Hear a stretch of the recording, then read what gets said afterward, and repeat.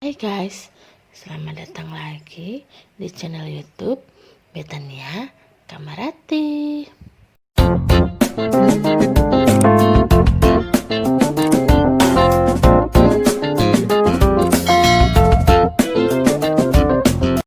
Di video kali ini saya akan membahas mengenai malnutrisi.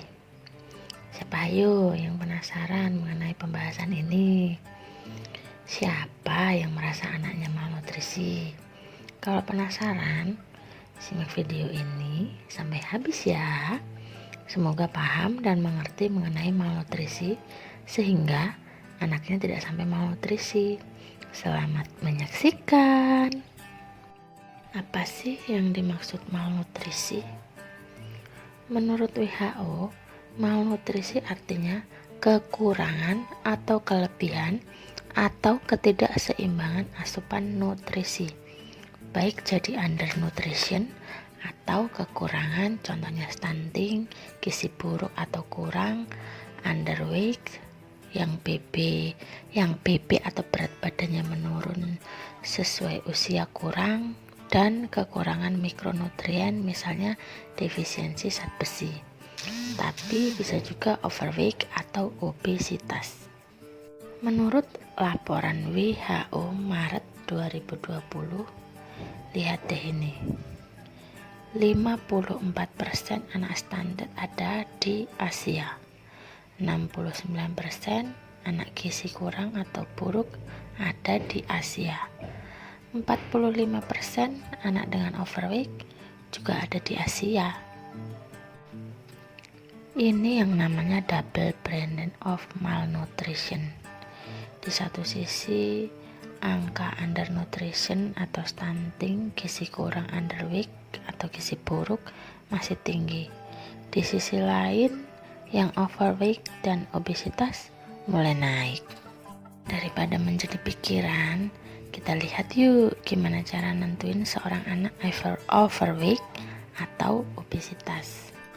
Di kurva WHO, BB menurut panjang atau tinggi badan jika hasil plot ada di atas 1 SD kayak gini nih, maka interpretasinya adalah anak ini berpotensi gizi lebih, sehingga kita harus hitung IMT atau indeks massa tubuh alias BMI, Body Mass Index.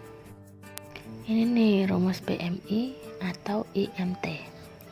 Misalnya nih, berat badan 10 kilo, panjang badan 80 cm, maka BMI-nya adalah, hitung sendiri ya ibu-ibu, hasil akhirnya adalah 15,625.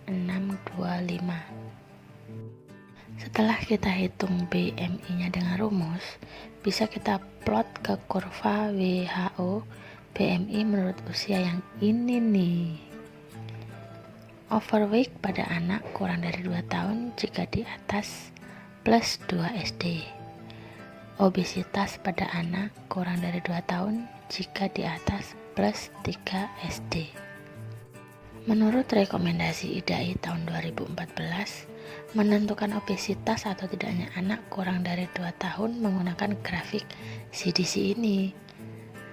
Ada yang udah nangis kayak gini karena belum ngerti nggak? Sama dong ibu-ibu. Singkatnya, secara umum untuk anak di bawah 5 tahun yang kita pakai adalah kurva WHO. Ada juga di buku KIA yang sekarang, yang warna pink itu loh ibu-ibu. Di atas 5 tahun kita pakai kurva CDC. Nah, apabila di kurva berat badan atau tinggi badan setelah diplot ada di atas plus 1 SD, maka harus dihitung BMI-nya. Untuk yang di bawah 2 tahun, BMI diplot di kurva WHO, tapi di atas 2 tahun diplot kurva CDC. Semoga paham ya. Emang apa sih konsekuensi dari obesitas? Ini adalah beberapa konsekuensi obesitas yang early onset atau dimulai saat anak berusia sebelum 3 tahun. Anak yang obesitas meningkatkan resiko terkena berbagai macam penyakit, mulai dari liver, sleep apnea, diabetes, asma, penyakit jantung, batu empedu, gangguan menstruasi, penyakit kulit, penyakit tulang, dan lain-lain. Berbagai jurnal menunjukkan bahwa banyak penelitian yang dilakukan pada anak obesitas. Bukan hanya penyakit, tapi ada konsekuensi sosial dan emosional juga.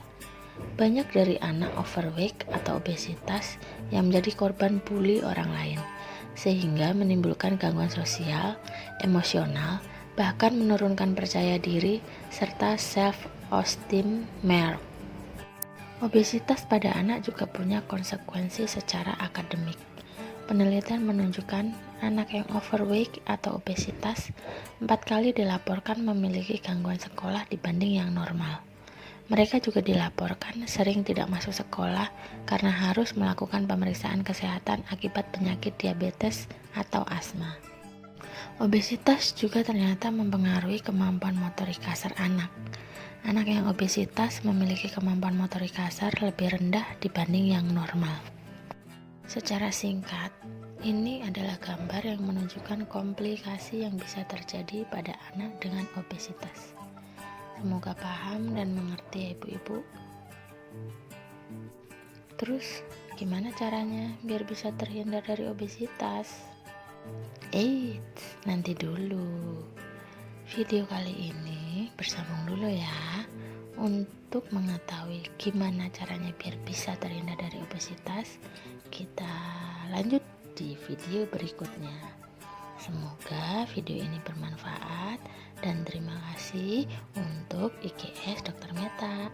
Semoga ibu-ibu dan bapak-bapak di sini yang mempunyai anak semakin mengerti dan memahami tentang ilmu ini sehingga anak-anaknya tidak perlu malnutrisi. Terima kasih. Bye-bye.